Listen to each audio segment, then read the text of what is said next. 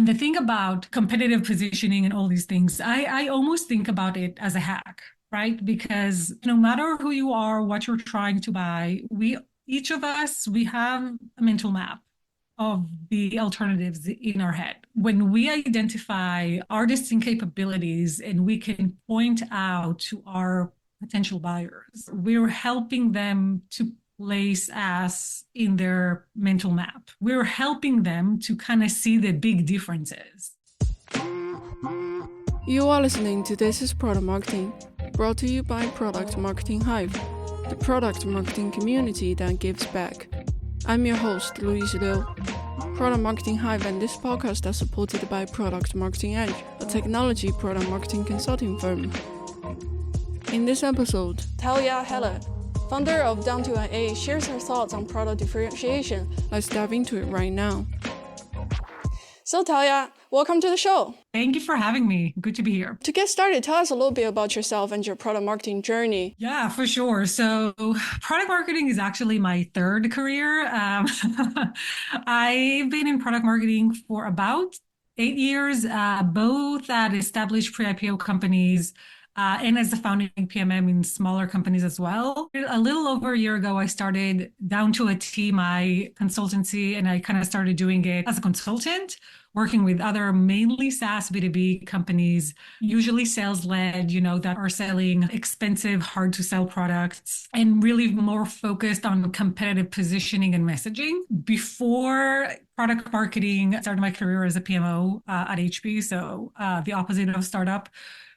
So I think in my career, I was really lucky to kind of work in really cross-functional roles across companies of different sizes and industries, which I kind of found as a product marketer a really useful experience. Going back even to my days at HP, thinking about stuff that we did there that were really great and kind of implementing a version of them in tiny companies. Good background. Our topic today is to find the distinct capabilities for product marketers.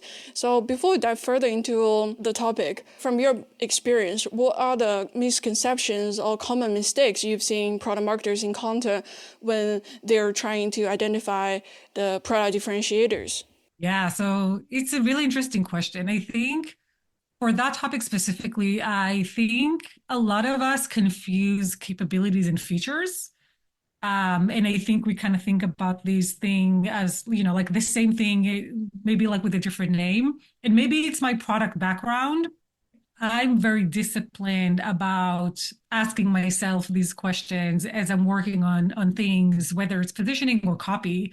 Is it a capability? Is it a feature? Who cares? How does that change what they're doing right now? And I think, we kind of have to go back to the basics and just remember and remind ourselves there is more than one way. Even if we're kind of like fixating on features, I think it's usually we're kind of making it harder, more complicated for us, going down rabbit holes. And if a competitor not having a feature that we do, it doesn't mean that the same thing can still be accomplished. Like it doesn't mean that you can't do the thing that you're trying to do in their solution. They might just have a different approach. So I think that really the discipline that we have to have in terms of knowing which one is what, and zoom out a little bit and think about the customer, right? So like not think about our product and our features and what, like the thing that we're super proud of that we launched, but think about the customer always and flip it into their point of view and their context. When you say zoom out a little bit, I really feel that a lot because I think as product marketers, we are insiders and sometimes work closely with product managers to develop like the products. There's a lot of features. So you kind of always pigeonholed into what do we think about this as a feature? What should we communicate without like actually step out to really think there's a customer. The goal is to communicate, right, with outside. Yeah, and it kind of goes back to, maybe a completely different topic, but how important it is for product marketers specifically to be super close to the voice of customer. And I know that we usually, when we say voice of customer, we think about customer success teams or customer marketing, but I'm like, no, the customer success team at your company, don't get me wrong, absolutely, you should, make a point to meet with these people regularly because they also give you an angle that you're probably not aware of. But they can also be super pigeonholed in how they're thinking about like the product and the features. They're very, very into it, even more than we are. So I think the importance here of really knowing who your customers look up to for, like authority in their field or content or inspiration, what communities they hang out with, and spend some time there as well. Like, be familiar with thought leaders in their world is really crucial here for that ability of us as product marketers to zoom out. Finding the distinct capabilities is one of the 5 steps that of this competitive positioning framework you shared with me not long ago. So tell us, what are the important pre-work leading up to this effective differentiation? Can you walk us through your approach? Yeah, for sure. So yeah, you're right. I mean, the distinct capabilities is kind of like the final step of that. And it always starts, I think, in marketing, not just in product marketing, with knowing your audience. And when I say audience, I mean, again, I mean ICP. So, the companies or the people or the situations when your solution works the best, when you have the highest win rate, when you don't have churn or not a lot of churn. Like, who are those really best fit customers? Knowing that is foundational for that. And I think for competitive specifically, most approaches kind of tend to overlook that part entirely. I think that's a huge mistake. Doing that just puts everything else in context. And then after that, doing the actual research. So identify the players or the competitive alternatives, again, that your ideal buyers are considering. For example, like if you're in the CRM space, there are so many CRM providers. There are many flavors to CRM. So knowing the context of your ideal buyers is really important.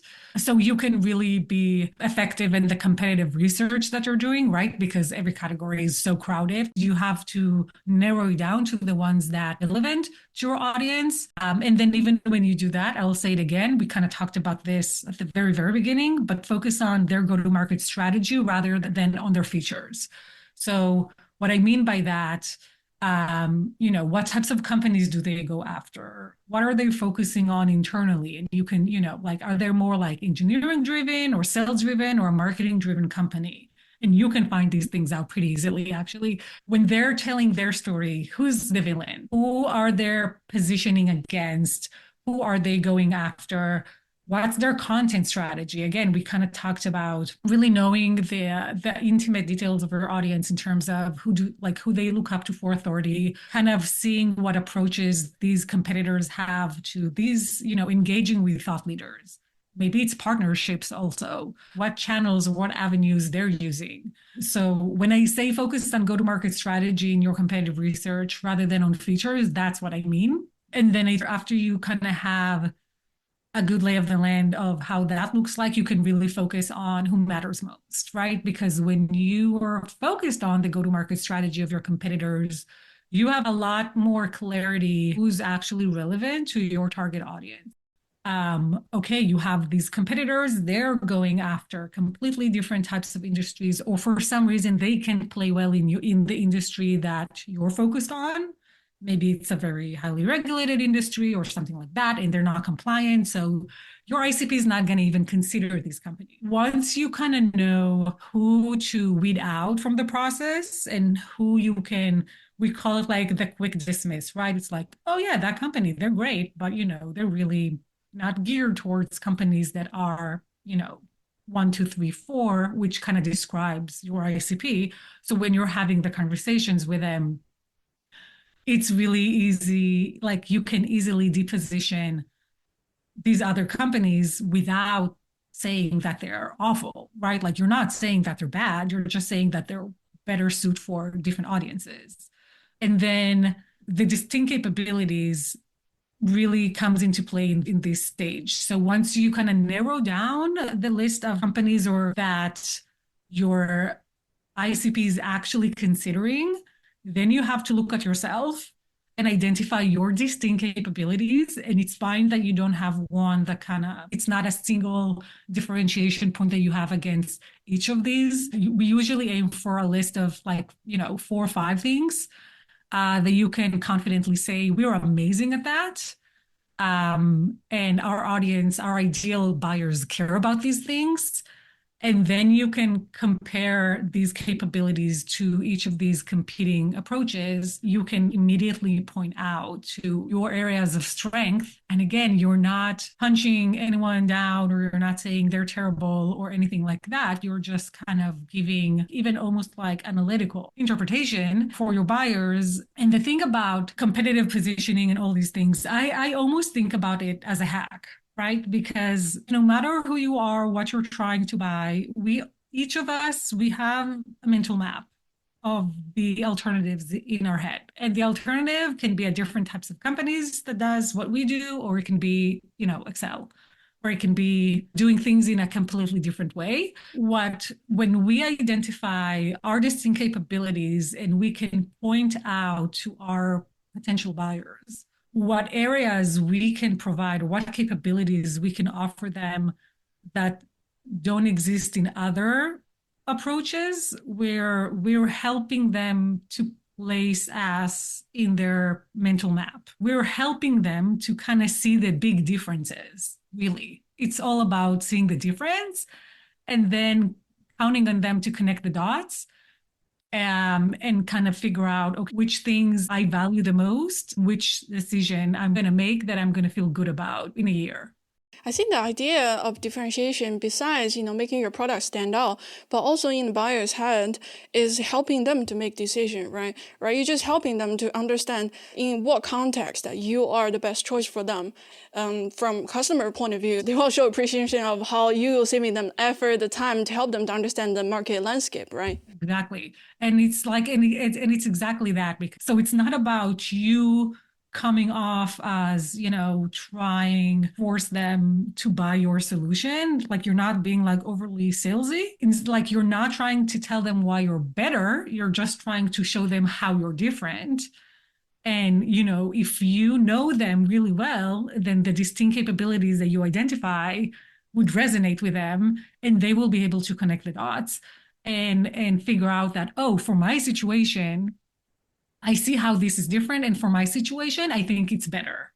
So I'm gonna try. So I think we really do have to kind of like change that point of view and to look at everything from the customers or the buyer's point of view. It's a really simple hack, right? It's not rocket science. Yeah. But it does make things easier. And it's something that I think internally is like it's really hard to do because we're all used to this marketing playbook and to do things in a certain way. But it's kind of like if we go back to the basics and we just kind of like flip the point of view and we think about it from their perspective, not from our perspective, because we just launched this feature last quarter and we really want to push it. Then I think it just makes things make more sense and easier after. Yeah, exactly. Thank you for sharing your framework. It's very detailed walkthrough. I wanted to back to the first step, the foundation of your framework, which is identifying the ideal customer profile, right? I know this is a lot of product marketers struggles with this a little bit. Can you share some helpful tips for product marketers to be able to find the effective ideal customer profile? Yeah. I think not just product marketers are struggling with that. I think companies struggle with that, to be honest, because it's kind of hard to shift our way of thinking from, well, like this could be helpful for these people too, rather than, oh, we have evidence. This is helpful for these people. I think, I like a pretty well-rounded approach to working on ICP and identifying ICP. So I know some people will do like the interviews and kind of base everything on that. I like to do a mix of qualitative and quantitative, kind of like almost the first place that I often want to look at if I have access to is CRM data. So look at, like maybe don't go all the way back, but kind of try to think about where your product is now. For some companies, it makes sense to look back like 12 months or 18 months, maybe 24 months back. Look at data, see where you get the most traction, which use cases or which products, which teams, win rates, sales velocity. So like what deals are typically, close faster or like are more easy ACV. churn, expansions, all these things. So also like don't just focus on the initial sell, but also about kind of like as much as you can customer lifetime, which is I know it's more like a B2C expression, but the B2B space also have the different variations of that, right? Like if you look at expansions and churn, and then for more qualitative input, I like to kind of go to internal teams at the company. So customer facing team or like, like field teams. So it can be sales, it can be SDRs, BDRs, customer success and support as well. And, you might have to ask them the question a little bit differently, but it's pretty remarkable what knowledge they sit on. Like, unless we ask, we don't know these things. If it's customer success, you can ask them, when you're starting a migration or implementation project with a customer, they can usually tell who's going to be a successful client, like who's going to have a good implementation, going to have like a ton of adoption internally, going to see it like a lot of value. So you just ask them, and it's a super broad question, when you start this project, like how does a good customer look like?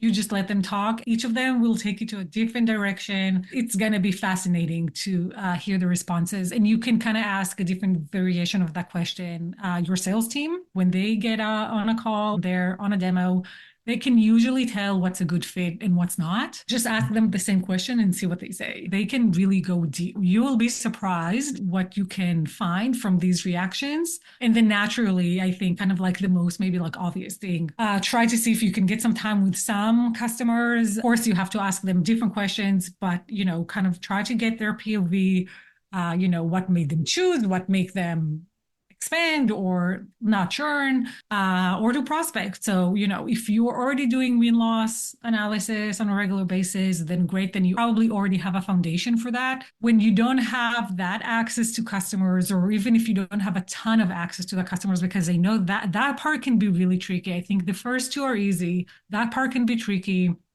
Don't underestimate, again, gong calls, like listen to your sales calls, social listening. So we talked about like knowing where they hang out, knowing where they go for inspiration or who they look up to, see the conversations that are happening there.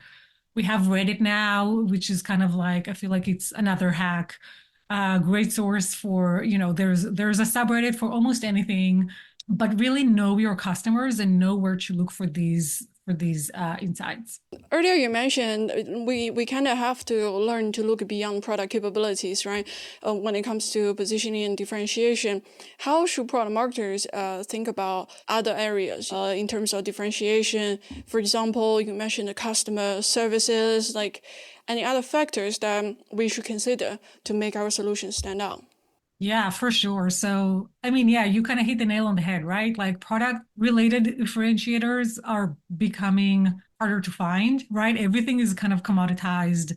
Side note, I think now, especially with like such a wide applications of AI, companies are going to catch up way faster. So, I think other areas that companies tend to differentiate it these days are, if I'm thinking about, it's usually brand communities, distribution, customer experience, and things like that. You could translate it to things like, well, like you wouldn't put brand as a distinct capability because it's not, but you kind of need to like break down, like the meaning of these things. So does that mean, maybe your company have an exceptionally high adoption rate among users because maybe you're selling something that's, isn't considered as like a must have, that people are, maybe their company bought the thing, like, try to think about like an intranet, or something like that, right? And now the trick is to get them to use that and to use that effectively. So if you can say that users of your products are actually using the product a ton and they're getting a lot of value from that, that can be a distinct capability. Take all these things that we talked about and translate them to things again from the customer point of view, right? Like community and brand maybe is not meaningful from a customer POV, but adoption, scale, adherence to regulation or like risk management, time to value, like these things they actually care about. So if you can translate it to them, then, you should be good. And most of these things are not even like they're not product related per se. Yeah, great tips. I was just wondering, Do we differentiate on pricing? And then if so, like how should we do it correctly? I mean, pricing, I think when you differentiate on pricing, it's not necessarily about, I think pricing can totally be a differentiator. I don't think it comes to necessarily being cheap or expensive.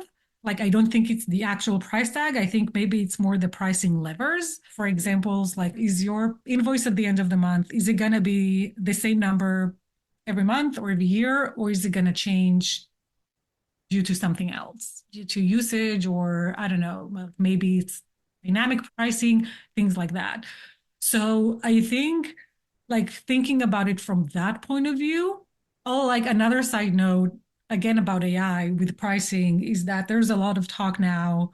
I mean, like it's just starting, but I think it's going to be a real thing that the concept of ARR is kind of going to go away, right? Because you're not necessarily, and again, we see companies like Salesforce already doing that, not pricing based on seats, like we're so used to from SaaS, but pricing based on outcomes. I think Intercom is the other company who's doing the same thing. So if the client managed to resolve their query in the chat, then you're going to pay for that. If they had to speak to a human, then you're not.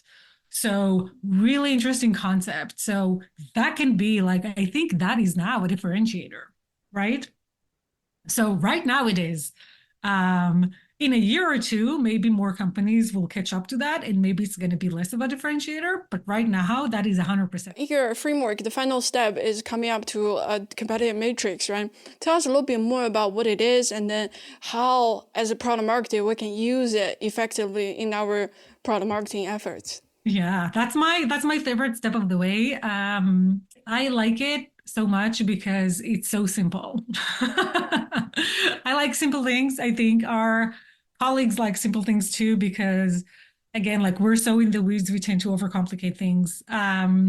So basically that matrix looks like, so you have your capabilities on one side, and you have different columns. Each column represents a competitive alternative. So that can be a company, or again, that can be like doing the same thing in Excel, just an example. Basically, different ways that your ICP, again, is actively considering to solve their problem. And for each of the distinct capabilities that we already found in the previous step, we just go one by one for each of these competitors or approaches, and we just ask ourselves, can it be done with that approach? Yes or no? Whenever we have a capability that cannot be done, that's like a green box, right? Like that's good for us. I know it's counterintuitive, but that's good for us if they can't do it. And then the collection of these, like at the end of this thing, we kind of have a map we're the best at, and we know exactly if those can be achieved in each of these methods or in each of these alternatives. So when we're thinking about even like internally, what's the headline that we want to tell our employees? Okay, our company is amazing because this is the value that we bring to our clients. We know exactly where to draw the attention.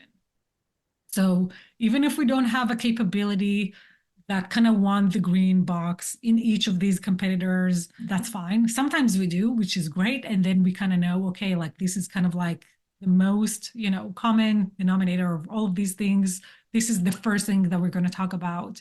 But then for the others, like even if you don't have that, for every conversation or for every piece of messaging or copy or campaign, you just know where to draw the attention, right? Like it's that mental map that we talked about. You just know what to talk about, so they know where to place you on that map. And because when we worked on these capabilities, when we defined them, we did that from the customer point of view, then it's going to resonate with them. It's going to make sense. Like, it's not going to be like me, me, me. You should buy me because of these things. It's going to be more from that point of view of, I'm going to help you, the buyer. I know you have so many options and it's so confusing. I'm guessing that you're considering these other 5 things. So I'm going to help you understand how we're stacking up against all these other options that you have.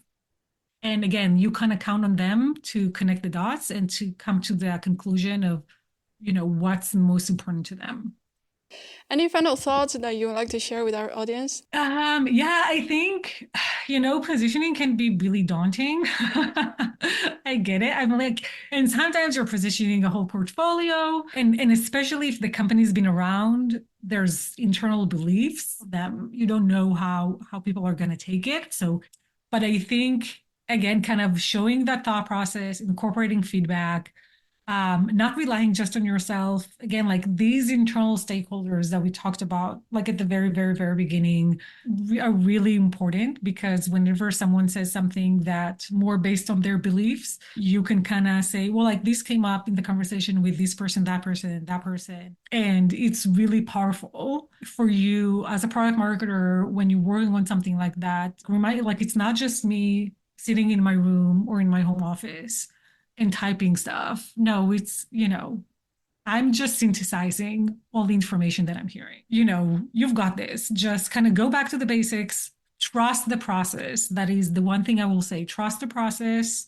follow a framework, show the really important part of your work, and that will go a very long way. You will be surprised. Great tips. Thank you for joining us today. Thank you. Thanks for having me. Thank you for tuning in to This is Product Marketing, brought to you by Product Marketing Hive, a product marketing community that gives back. Check out our website, productmarketinghive.com, to join our community, meet fellow product marketers, and access free resources. If you enjoyed our podcast, please subscribe and give a 5-star rating on the platform of your choice. See you next time.